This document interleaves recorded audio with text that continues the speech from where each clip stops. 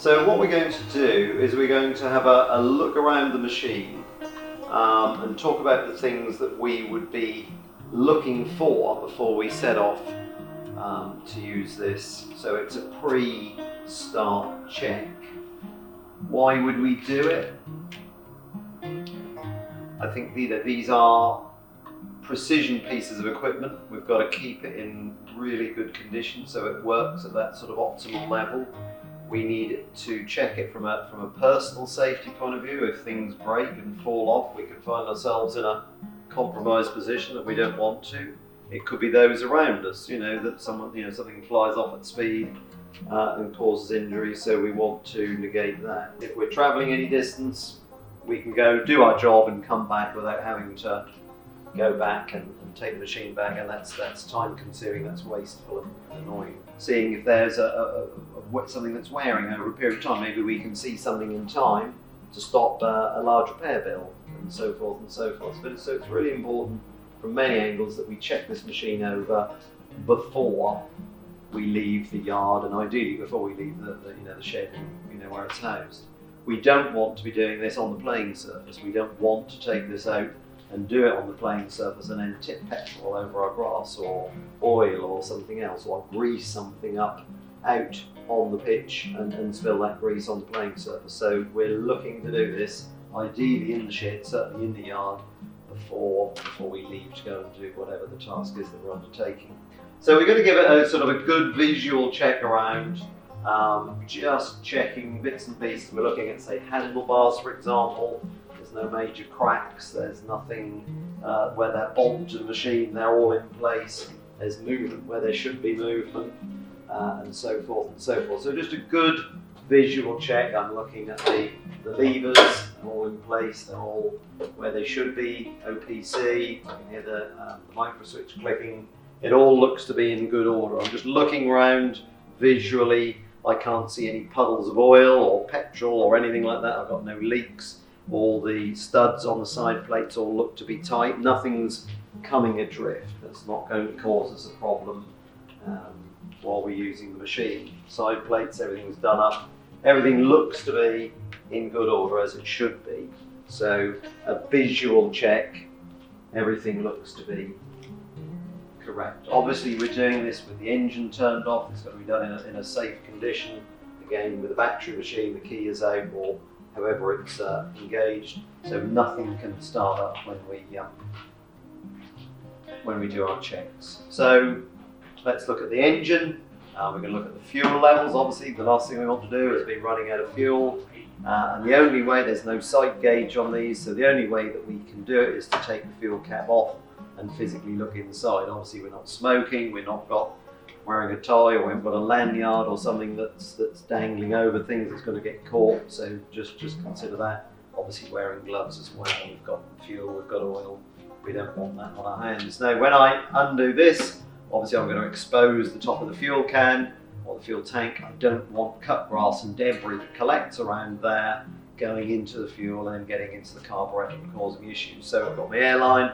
I would give that a clean, I'd give that a blow with the airline, or I just make sure, if we don't have one, we make sure that this area is clean before we take the cap off. So it is literally take the cap off, have a look inside, make sure that there's enough fuel in the tank to do the task ahead. If you're going to refill it or top it up, make sure that you've got the right fuel, make sure it's petrol, not diesel, make sure it's not 2-stroke, it's 4-stroke, but make sure you do have the right fuel before you get going. I'm going to check the air filter, really important part of our daily checks, and immediately I can see in the base of the air filter there's a lot of debris and cut grass. That's going to restrict the air intake of this machine. If it builds up, if I sucked up debris down into the cylinder, that's really going to trash the engine very quickly, so it's so important that we keep this clean. We've got a 2-stage cleaning system. We've got our foam element on the outside, so I can take that off.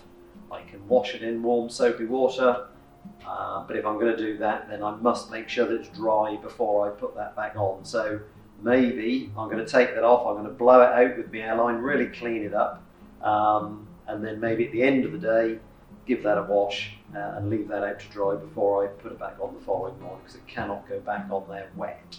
Inside we've got our paper concertina filter, so it's a very large piece of paper that's got many folds in it to give a really large cleaning surface area, but that's contained within a very small filter here. So we must clean that out. That's the important bit. It must be dry, but again, we're going to take that off and we're going to clean that out with our airline with clean air. We must keep that very, very clean. That's a really important part. That's something that we must do regularly. So continuing with our daily check, our pre-start check, our exhaust. So I'm putting my hand on here because the machine hasn't been used today. It's very cold. This will get very hot. There is a pictogram on the top suggesting it gets very hot. Do have a look. Do check for dead grass, for debris, for stuff that's stuck in there that's a fire hazard, and obviously given its proximity to the fuel tank, that's not a great thing. Do check that that's clean. So again, with our airline, very well worthwhile checking that that's clean. Good practice while I'm checking the engine is obviously it's turned off. We can't be using it. We can certainly have our HT lead removed, so there's no chance of this starting up while we're anywhere near. But again, just a very quick visual check. No cracks. That's not coming off.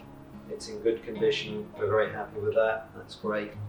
Spark plug, the bit that I can see looks absolutely fine. Again, no cracks, no debris, and we'll put that back on before we start. No, obviously we're going to have to make it start.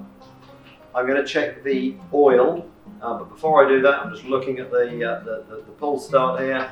Yes, the cord is on, it's all attached. It looks to be okay. Just check for debris, foreign objects. Things can get drawn in. The engine is cooled with the fans on the impeller that's housed in here, drawing in cold air to keep the engine cool. But obviously at the same time it does attract dead grass and so forth, debris. So make sure that that's clean, that those vents are clean so it can do its job efficiently. And as we see here, it's nice and clean, there's nothing in the way, but it's worth checking that daily. I'm going to tip the mower back. We're just going to look at engine oil. I've got the on and off switch here for the fuel. I'm going to turn that off, so when I tip it back, the fuel is turned off. So I'm just going to push the machine forward a little bit, put the parking brake on. I'm just going to tip it back, it's fine. You can prop the machine up, but I can hold it there, that's absolutely fine. I'm going to take the dipstick out just to check engine oil. Here's our dipstick. I'm tipping it back just in case if there were too much in, it would come out of the sub plug there. I can look on the dipstick. I can see yes, there's oil there. I can just lower it down, and with the engine sitting level, I can see there's oil to the neck of that thread. So perfectly happy with that. The oil looks to be in good order. There's plenty in there. I'm not going to go off using this machine with potentially no oil in it. So before I lower it down, I'm just going to put that back in. Lower it down. I will just turn the fuel back on at this point. It's something that's easily forgotten at a later stage, but I'll put the HT lead back on last.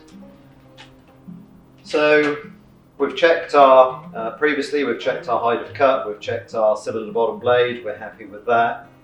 We've got grease points on this particular cylinder, there's one either side. It's obviously very good practice to grease those on a daily basis. So any other greasing points, it's knowing where they are. These ones are very obvious. There may be some that are under the covers. So from time to time, the covers need to come off. Those grease points need attending to. So you need to know where they all are on the machine. They differ from machine to machine. So it's really important that you have access to, and it's a legal requirement to have access to the operator's manual. Make sure that you're familiar with it. Know where the things that need adjusting are located. So in this particular machine, there is a grease point under the side cover. Not a daily thing, but something it needs doing from time, needs to do frequently as per the operator's manual. Under this cover, there are belts, one to drive the rear roll, a pair to drive the cassette, or the reel in this case. Make sure that they're tensioned. So from time to time, not daily, but this cover will need to come off, and you need to check under there. And log it. Make sure that you're logging all your checks so you know that this machine is being logged, checked, ticked off saying, yeah, that machine on whichever day it was checked through and it's good to go. So you've you've got you're covered from that point of view. So we've checked the engine, we've had a good visual check round, we've checked our cables, we've checked our controls, handlebars, cylinder bottom blade, front roll, lubricants. I think we're good to go. So on our handlebars, we have a line of controls. We'll just make sure our throttle cable is, when I actually pull it forwards, push it backwards, it does actually, I can see the throttle moving on the top of the carburetor, so I know that my cable is good. I'm going forwards and backwards, it's not tight, it's not overly loose, and I can see movement. So I'm going to be able to rev the engine up to the desired RPM to do the job, so that's good. We've got other controls, drive to the rear roll, that's just engaging a cable. I can see there's movement there. I can also see there's movement down to my cut cylinder engagement, so I know all my cables are functional and working as they should. Parking brake again, I can see the cable tension, I can see the blocks move to make the parking brake work. So that's good, all my cables are good. I've got an operator present control here, I can hear the micro switch clicking in and out as I move that. So what we would do, we just need to make sure that the micro switches are working, the machine is safe. So what I can do, a number of ways of doing it.